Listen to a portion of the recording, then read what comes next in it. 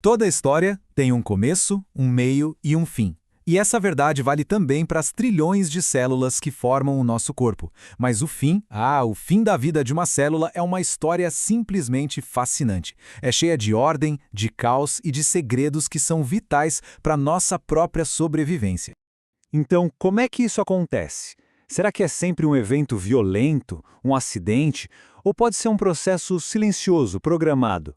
A resposta é os dois. E entender essa dualidade é a chave para a gente compreender o que é saúde e o que é doença. Olha só, de um lado, a gente tem o caos total, uma morte descontrolada que deixa um rastro de inflamação. Do outro, a mais pura ordem, um suicídio celular limpo, preciso e muitas vezes essencial. Essas são as duas grandes faces da morte celular, a necrose e a apoptose. Ok, vamos mergulhar nisso. Vamos começar pelo lado mais, digamos, bagunçado da história, a necrose, a morte celular por acidente. A necrose acontece quando uma célula sofre um dano tão pesado que ela simplesmente não aguenta o tranco. Pense em toxinas, falta de oxigênio, um trauma físico, a célula começa a inchar, suas membranas se rompem e todo o conteúdo dela vaza. Isso causa uma baita bagunça e, o que é crucial, uma resposta inflamatória no tecido que está em volta.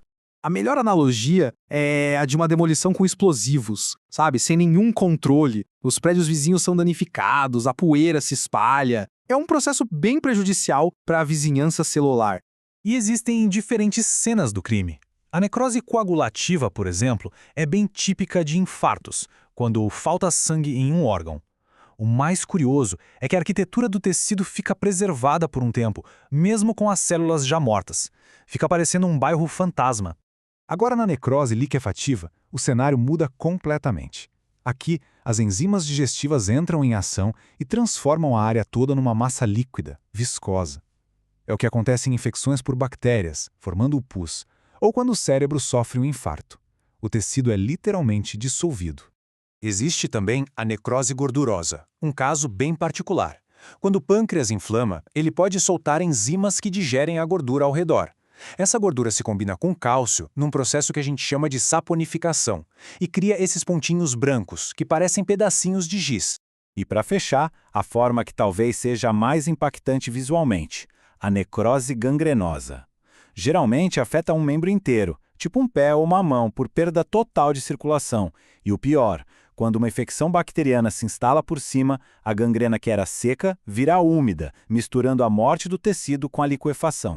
Certo, agora vamos virar completamente a página. Vamos para o outro lado da moeda. Para a morte como uma arte, uma morte elegante, silenciosa e, olha só, absolutamente vital. Vamos falar da apoptose. Pode parecer estranha, mas a apoptose age como uma verdadeira escultora. Sabia que durante nosso desenvolvimento no útero a gente tinha membranas entre os dedos? Parecia uma pata de pato. Foi a apoptose que, de forma super programada, eliminou essas células para formar os nossos dedos separados. É a morte trabalhando a favor da vida, da criação. A apoptose é basicamente o suicídio celular. É um processo ativo, que gasta energia e que é disparado por um programa genético que já vem dentro da célula. A célula decide que chegou a hora de morrer, seja porque ela envelheceu, ou sofreu um dano no DNA que não tem conserto, ou simplesmente porque não é mais necessário. E o mais importante, ela faz isso de forma limpa, sem causar nenhuma inflamação. O processo é de uma organização incrível. Primeiro, a célula encolhe. Depois, a membrana dela começa a formar umas bolhas. Em seguida, ela se quebra em pequenos pacotinhos, que a gente chama de corpos apoptóticos. Cada pacotinho contém um pedaço da célula, tudo bem embalado. E para terminar, as células de limpeza do nosso corpo, os macrófagos, chegam e comem esses fragmentos. Uma limpeza impecável, sem deixar vestígios. E por que isso é tão importante? Bom, a apoptose é a nossa principal defesa contra o câncer, porque ela elimina células com DNA defeituoso antes que elas virem um problema. Ela também destrói células que foram infectadas por vírus e tira de cena as células velhas para dar lugar a novas. Basicamente, ela mantém nossos tecidos saudáveis e em equilíbrio.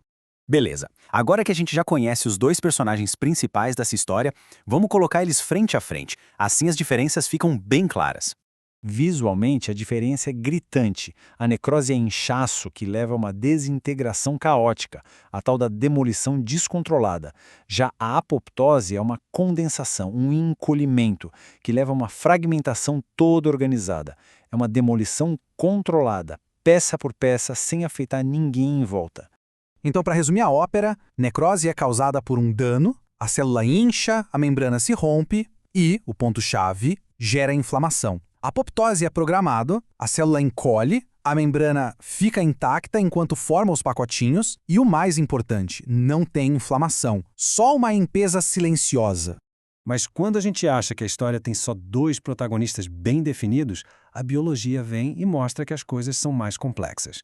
A fronteira entre a ordem e o caos nem sempre é tão clara assim. Conheçam a necroptose. Pensa nela como uma forma híbrida. Ela tem um gatilho programado, igualzinho à apoptose, mas o resultado final é a cara da necrose, com inchaço e ruptura. É como se fosse uma demolição programada para ser caótica, uma via alternativa que a célula usa em certas situações. E ainda tem a autofagia, que literalmente significa comer a si mesmo. Na verdade, é um mecanismo de sobrevivência. Quando faltam nutrientes, a célula começa a reciclar as próprias partes para conseguir energia. Só que, se o estresse for muito grande, esse processo que era para salvar acaba levando à morte celular. Depois de toda essa biologia, a grande questão é, tá aí daí? Porque tudo isso realmente importa para nós no nosso dia a dia.